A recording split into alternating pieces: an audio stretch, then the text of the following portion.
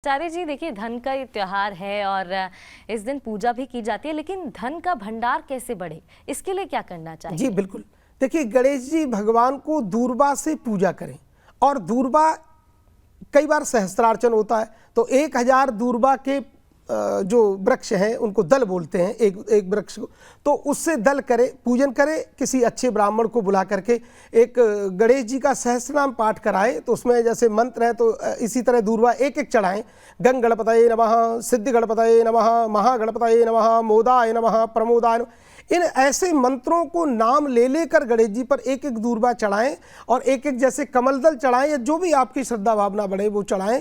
तो ऐसा करने से लक्ष्मी जी की अपार कृपा होती है। और दूसरी बात, माँ लक्ष्मी जी का एक बड़ा सुंदर सीधा छोटा सा मंत्र है, उस मंत्र का भी जप करें। ओम श्रीम नमः, ये छोटा मंत्र है तो सभी बहन भाई जप सकते हैं। ऐसा करने से आपके जीवन में धन बढ़ेगा, आपके जीवन में कल्याण होगा। बिल्कुल, ओम श्री नमः ये छोटा सा मंत्र है जो सभी को आसानी से भी याद हो जाएगा।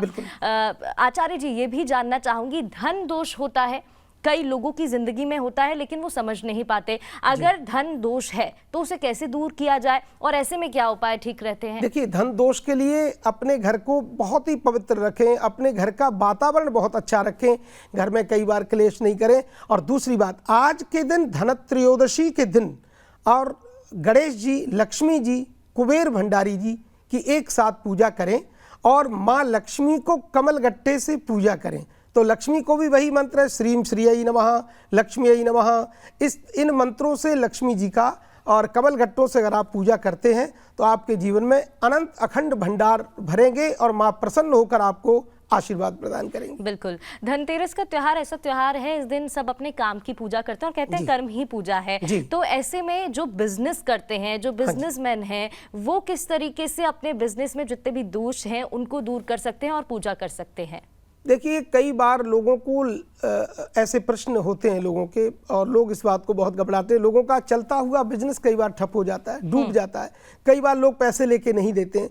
तो ऐसी स्थिति में लक्ष्मी जी की प्रसन्नता के लिए, क्योंकि इस स्तोत्र में लक्ष्मी जी भरी हुई हैं और भगवान के नाम भरे हुए हैं, तो भागवत जगत में नारायण कवच एक है, पाठ है 6ठे स्कंद में, उस नारायण कवच का पाठ खुद करें या वैदिक उत्तम अच्छे ब्राह्मणों से कराएं। तो ऐसे लोगों को लक्ष्मी की अपार कृपा होती है। क्योंकि लक्ष्मी जी, जो लक्ष्मी कहते हैं, राज्य को भी लक्ष्मी कहते हैं, आपके बिजनेस को भी लक्ष्मी कहते हैं, कई तरह से लक्ष्मी जी का आवागमन होता है। तो लक्ष्मी यदि नाराज हो गई तो उनका जो इंद्र का जो लक्ष्मी थी, इंद्र का जो वैभव था वो सब लुट गया था, दैत्यों ने लूट लिया था।